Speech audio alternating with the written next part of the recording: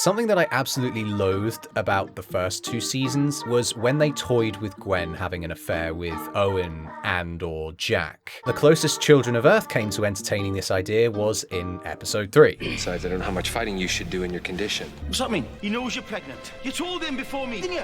Well, thank you very much. But even this is closer to the equally haphazardly tackled issue of Gwen being addicted to her job. It's definitely an old theme that I appreciated them not dwelling on too hard over the course of this series.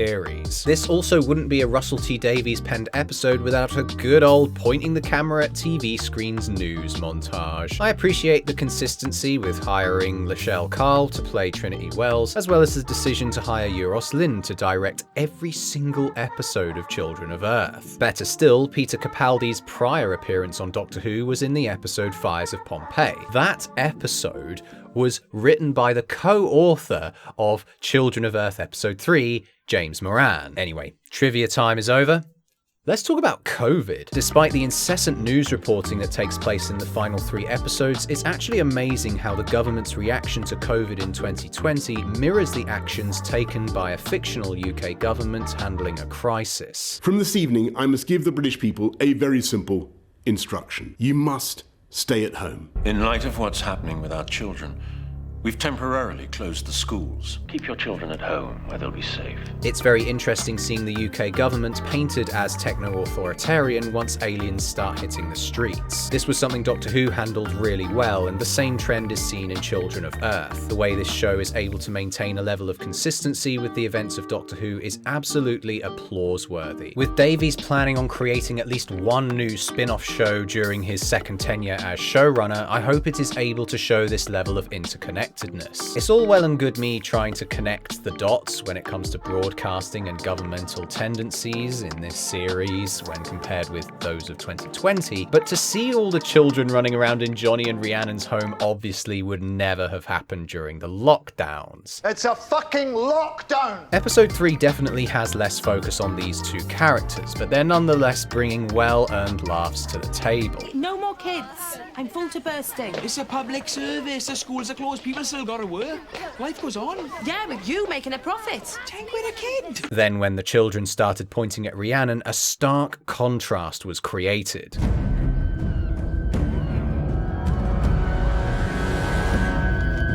With the faint sound of episode 1's screaming children echoing in the background, that produced a very chilling effect. Unfortunately, this episode kicks off with possibly the weakest sequence of events to be found in Children of Earth. That being the destruction of the Torchwood base, followed by them recreating it almost immediately afterwards in this warehouse. Gwen comes up with the idea that Torchwood members should become petty thieves. She herself is supposedly an expert at this, learning from the people she put behind bars as a police officer. That's a fair excuse, but it's precisely what they steal that baffles me. It surely wouldn't take long for these customers to realise their credit cards have been nicked. All it takes is a quick phone call to cancel them before any thief can use them. This probably explains Jack and Deanto making a quick dash to Tesco's here, but not how the latter was able to acquire a shitload of clothes. Jack steals a car, which would surely stir the attention of the police. It gets worse though. Gwen, the expert in petty theft, takes the laptop from this guy and walks right in front of him. How didn't he see or feel his suitcase being nabbed from right beside him? She's literally in his eye line. This setup produces so many problems to follow that we are going to have to slow this review right down. I see we've got a new car outside. Nice. Where have you been? We thought you got arrested. Just buying essentials. Let's not forget the creature comforts. Coffee, obviously. Cringe. Oh my, is that a bottle of San Pellegrino? Aren't we just living the fucking high life? Okay, granted, there probably isn't running water in this warehouse, but this is just ridiculous for people on the run with debatably usable stolen credit cards. Well, they're treating us like criminals. Let's be criminals. None of the characters show even the slightest bit of guilt for all this thieving and frauding throughout the series. I'm not sure if this was coincidental, but we see that the character Clem, the only adult to be controlled by the 456, also happens to be a thief. Later in the episode, Torch would bring him in to help with the investigation, and there's this really weird scene where he's also revealed to be homophobic for some reason. And who's the queer? Oi! You're queer? I can smell it. I'm really struggling to see what the purpose of these lines was. Are they just putting Clem's sniffing abilities into question? Or is he simply saying that gay people stink? What? More importantly, those laptops they nicked, none of them had passwords? I was always under the impression that Tosh was responsible for all their computer hacking needs. Now that she's gone though, am I to believe that all the other characters are just pro hackers too? On the flip side to this argument, the gang previously had access to alien technology that could potentially do all this stuff for them. In fact, Torchwood members are often depicted as recklessly using said tech for their own selfish desires. This trend is present in this series. It took me a while to get used to those things. You've used the lenses? Yeah.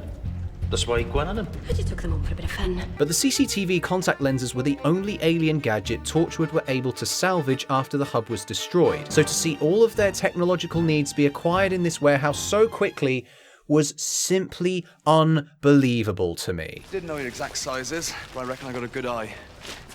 Oh, brilliant. I am stinking. You best hope Ianto got some bloody soap for you then. Not only do they all miraculously fit into their new clothes, but I think the most insulting aspect of this fashion haul is the fact Ianto managed to get hold of this. I'm back.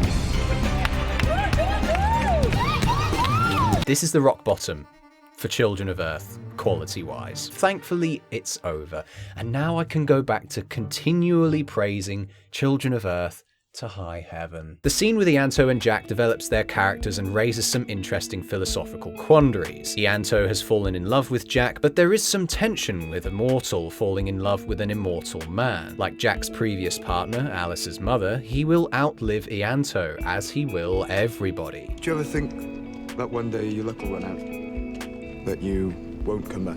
This is less a question of concern and more a yearning to grow old with Jack. It's really nice because the conversation seems very blunt and obvious, but lying underneath it all is that beautiful subtext of living with an immortal being. What is it? Any sign of Harkness? Sins of the past. Did you know that he's got a daughter?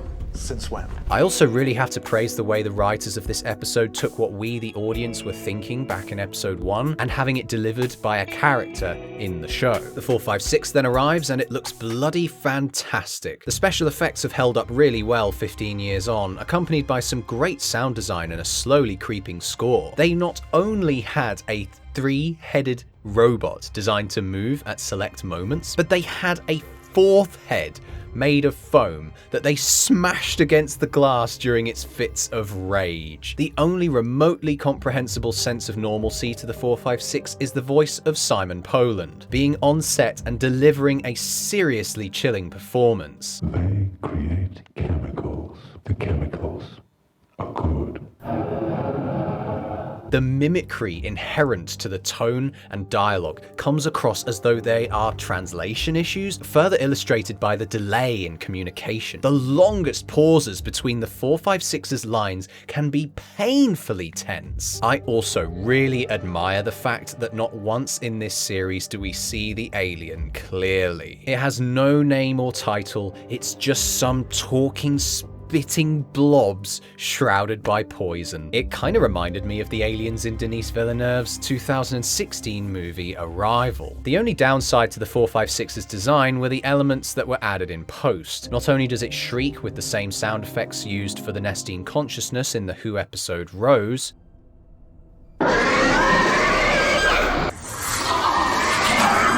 but those splatting sound effects heard when it pukes on the wall made it seem almost childish. They used the same effect when Jack's cell gets filled up with concrete as well.